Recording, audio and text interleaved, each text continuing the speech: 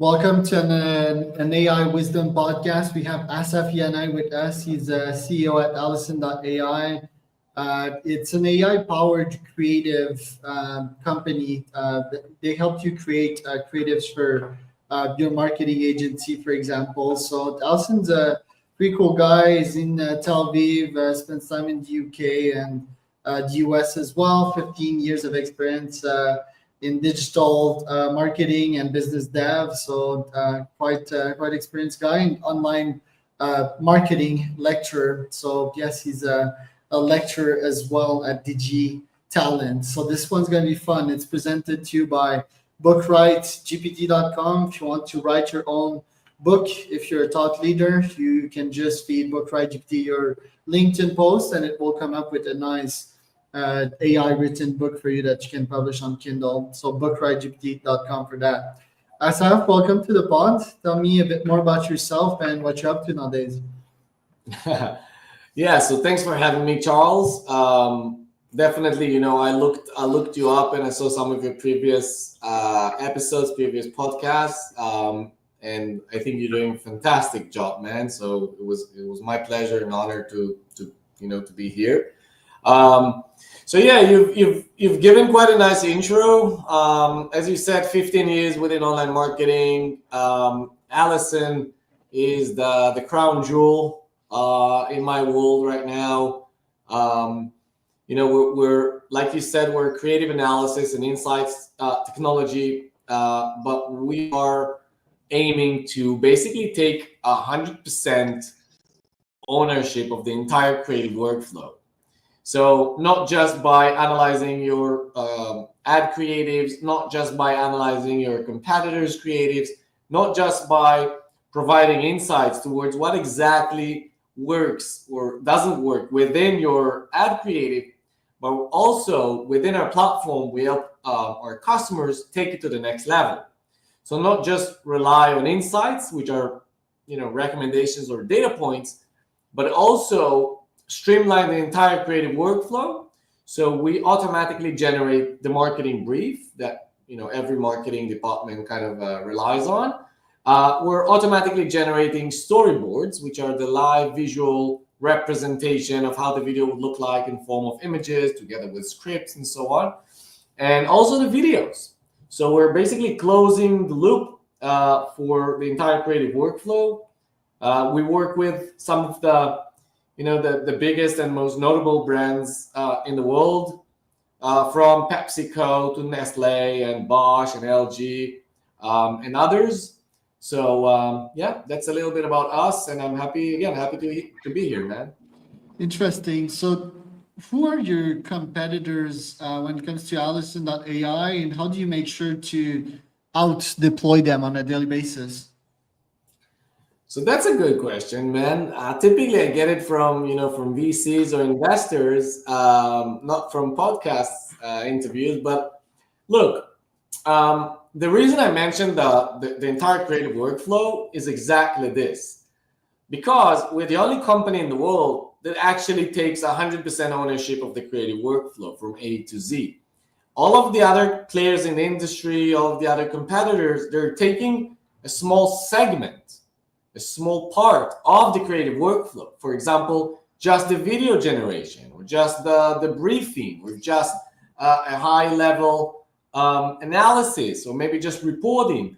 And the unique thing about Alison, from day one, we knew that we wanted to take this entire workflow. We knew that those, if you mention marketing agencies, like you mentioned earlier, so that in order to come up with one campaign, you need to have multiple teams working in unison.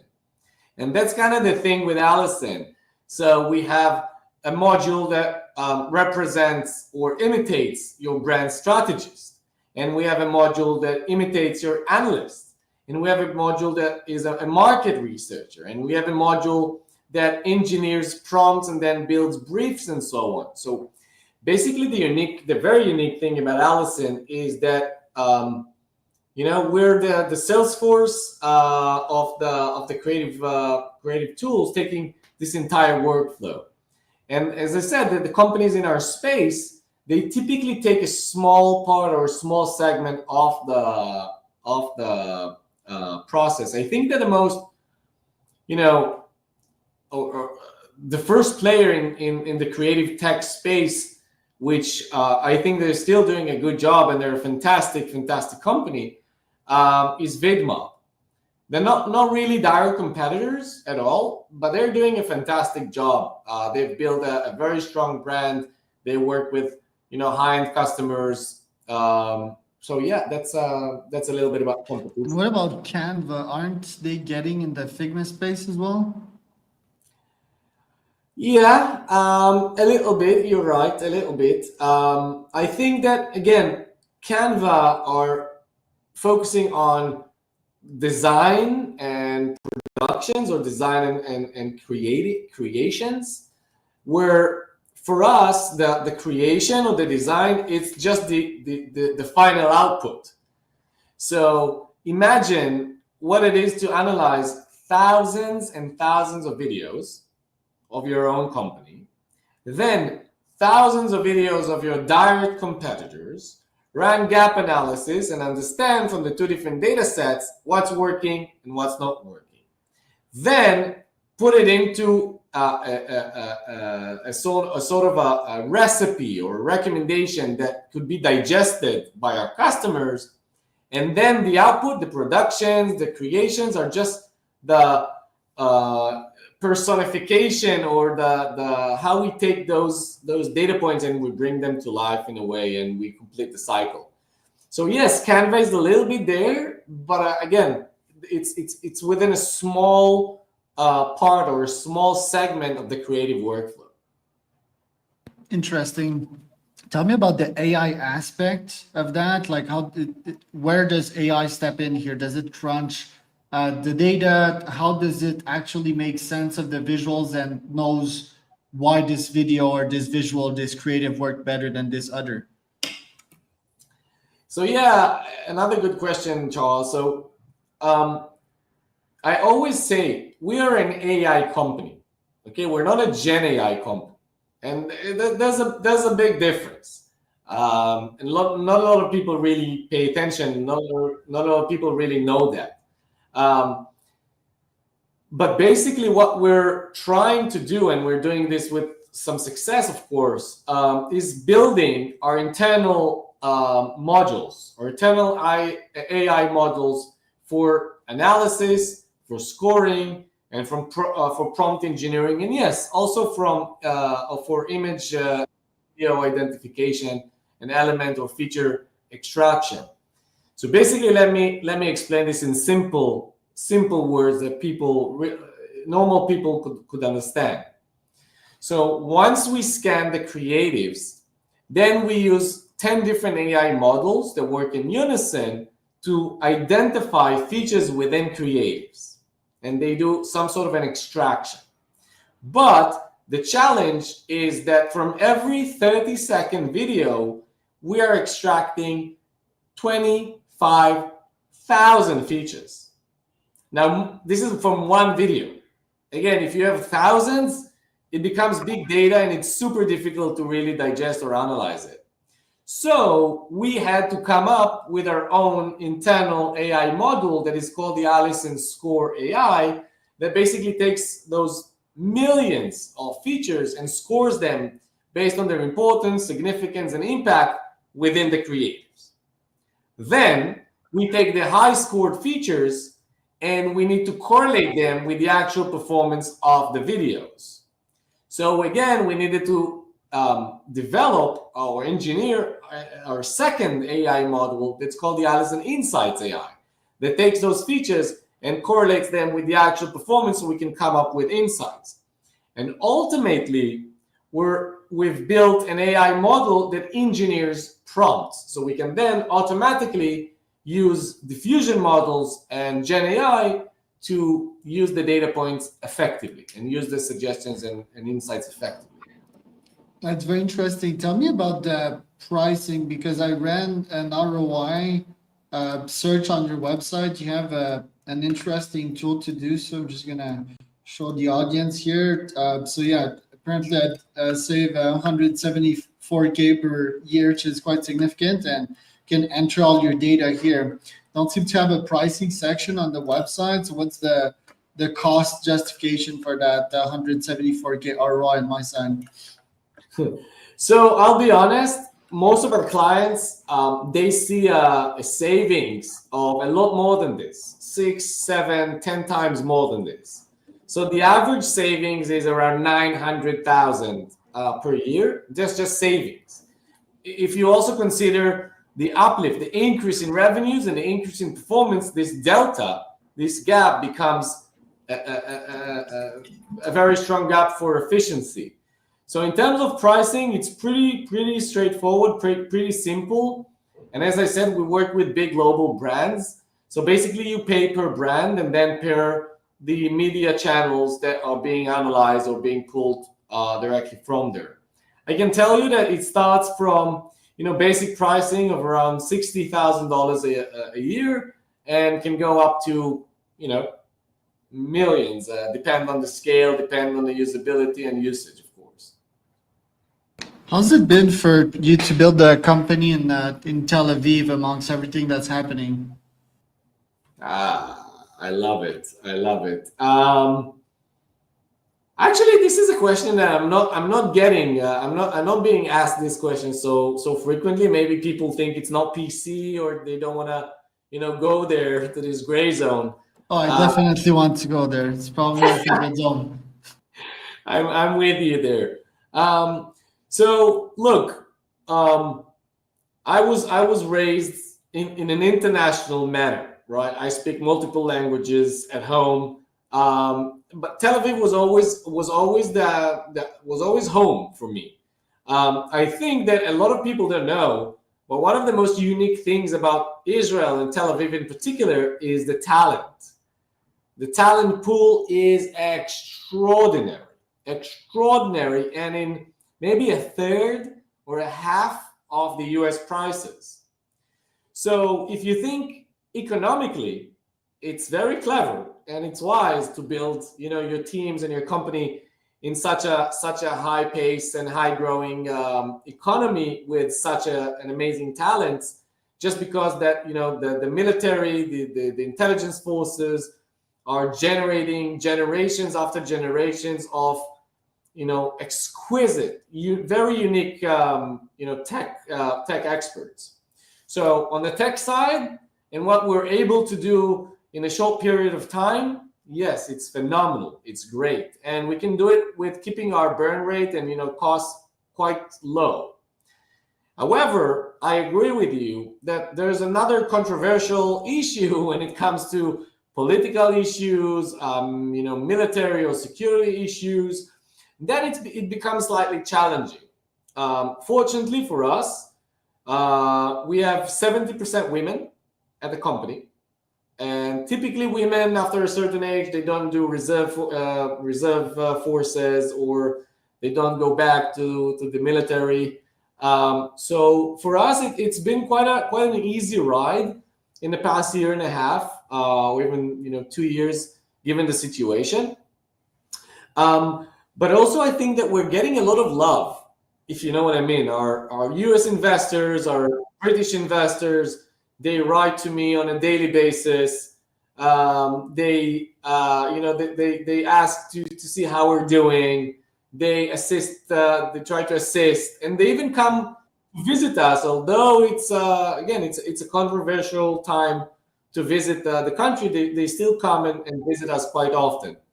So I agree with you. I think it's mostly mentally challenging, but when it comes to business, it's pretty much business as usual. But I think that has made you stronger as well, right? And when you're sort of being bombed and in the middle of a conflict, doing business is way easier afterwards. It's like child's play.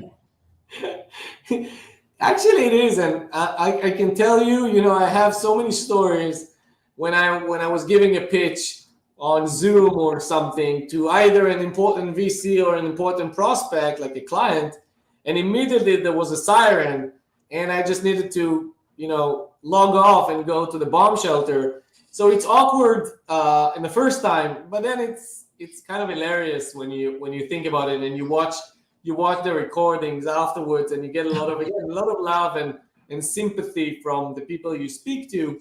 So I think it's kind of it's even nice. I would put it this way, but definitely crazy, man. If I can put it in one word, it's crazy. Crazy running a company that is growing 3x year over year consistently, and doing it, in the midst of one of the worst conflicts the Middle East have ever seen, ever witnessed. I feel like I'm in a roller coaster, man. Emotional, mental. I feel like I'm in a roller coaster, and I think that what keeps us intact, what keeps us, the foot in the ground, is the fact that we're doing good, and the business is growing, and we're achieving our internal goals and even exceeding them, and even the external goals.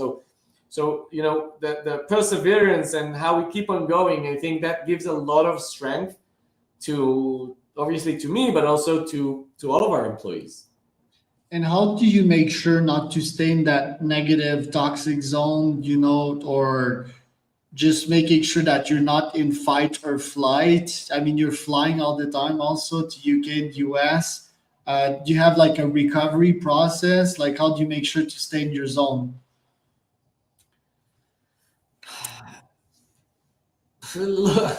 I think my family, definitely my wife and my child, my kid, they keep me, in my zone. They keep me intact. But you're right. I mean, it's never easy. I mean, I couldn't say it's easy because it's not. But it's a whole different story. But I was born and I was raised in an entrepreneurial family. Both of my parents were entrepreneurs. They ran a high-pace, high-growth company for 30 years. So in a way, it's the way I'm used to live my life, and it's the way I'm used to see business. If things are normal, if things are steady, this is where I go crazy, and I look for for suggestions, solutions, and things to do. And when things are crazy, I just take it and I embrace it. I kind of like it in a way, as I said. Yeah, I'm the same. How, in what way have you grown in the last couple of years? Like, what have you observed in the past version of you, let's say 10 years ago, to the you of today? What have you seen? I think I get angry less. I used to get angry like a lot. Many things used to irritate me and get me annoyed, or even angry. And I think now it's I've seen so many challenges, and some of them, yes, we've succeeded, and some we've failed. But I've seen so many different challenges. So now anything you throw my way, you can't really get on my nerves, if you know what I mean. I've almost seen everything and anything, and if not, I embrace it. So I think one thing is definitely that I used to get more angry than now. I think that again, you might find it surprising, but I think that the more you grow and the more you succeed, at least for me in my humble little paradise, I think I have less ego than before. I can lean on other people. I can ask for advice. I can ask for help. I can collaborate. And I think when I was younger, young people, they tend to be more egocentric, or self-driven, etc. I think I kind of shifted in the past few years, and kind of shifted from a solopreneur, working alone and doing everything alone and succeeding, to actually building collaborative efforts. I can lean on other people. I delegate. I let them do their thing, if you know what I mean. I let them experiment. I let them fail. I monitor. Yes, I manage everything, but I let them do their own thing, and eventually, I think it's working for the best. And do you think humans or employees, do you think it will stay that way in the AI agentic age? Don't you feel that we will outsource most of this job to AIs that do a 10x better job than these humans? Absolutely, 100%. And I think 10x is a modest assumption. I think that we're about to see a 100x, which is gonna catapult and take this entire economy and this entire tech ecosystem to an entirely new level of skills and capabilities and execution, for sure. But I think that some people would be replaced with AI. Yes, some job functions, some positions, but generally speaking, I think that AI will create more work and more positions and more job functions than it will replace. Because think about it. If you go back to the Industrial Revolution in the U.S., when the first cars even and the assembly lines were created, were developed, since then or even back then, the car manufacturing or manufacturing in general was a tiny industry compared to what it is today. And even though it replaced a lot of job functions and a lot of people, now a lot more people are actually working in this industry, but in different job functions. They're not hammering nails anymore. They're monitoring, they're engineering, they're supervising, supplying, etc. So I do think that more positions and job functions will be created than will be replaced. And what will happen in, let's say that this doesn't pan out and that we're actually at a net loss in jobs and AIs are just outperforming humans. Humans are trying to get back in the economy, but no one will hire them because they're just like agents that are doing their job better than them and they're unable to upskill. What would that do to the economy? I think that if that happens, and again, I think a lot of things could happen, and the economy could pivot to multiple different ways and areas. But if that happens, I think that us as a society and even governments would have to take an action, would have to dictate that, for example, AI job functions would need to be supervised by humans, or need to be there need to be a monitoring process that has to be done by humans, for example. And I think nobody knows, but I think it's definitely going to be interesting. And I agree with you. A lot of people are going to get pissed, and a lot of people are going to get hurt, and a lot of people are going to lose their jobs, and a lot of people are going to scratch their heads and thinking, okay, what do I do next? Yes, for sure. But if they'll embrace the new AI world and technology and job functions, and understand what areas AI can't fulfill or cannot execute right now, and if you focus on this, I think that as a society, as humans, as an economy, this would be the leap forward. This would be the step that will get us out of the mud in a way. And in your space, what's next AI wise? Is it agentic this year? Like, what are you deploying next? What's the future of AI in your space? So agentic, yes, for sure. And I feel stupid. I'll be honest. I feel stupid because I interviewed in a podcast, I think a year and a half ago, maybe 2 years ago, in a podcast with a close friend of mine that I really, really like, is Brooke Strud from Alumni Ventures, one of our investors. And he asked me, what is the biggest misconception, or what is the biggest pitfall that I think is going to happen in AI? And I said that AI agents, literally, I said it, I think that AI agents are like the minidisc. That they solve a small problem, but it's not the end game. The end game is digital, right? It's not the smaller discs. Now, I'll be honest, and again, it's here in front of the entire world. I admit that I was wrong, or at least for now, I was wrong. Big time. Big time, yeah, absolutely. I thought it's a hype. I thought it's just a buzzword that everybody uses, and the actual function will not be so dramatic. Now, I think definitely AI agents and agentic AI, it's the next big thing. We're deploying this right now within Allison, and we're even thinking how to take this thing forward, right? How do you use multiple agents that works in unison? Is it a master agent, or is it still a few multiple agents?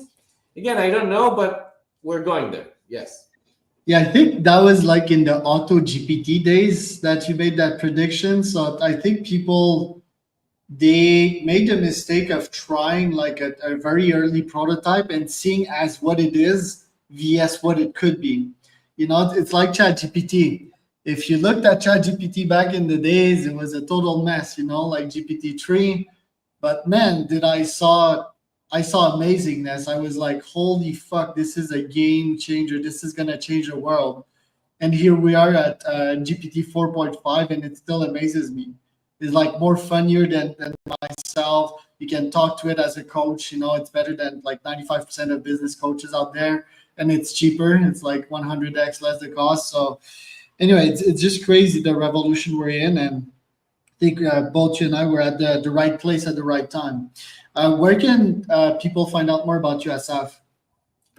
So my LinkedIn page is definitely my main, social platform that I use. But also the website, the Alison.ai website.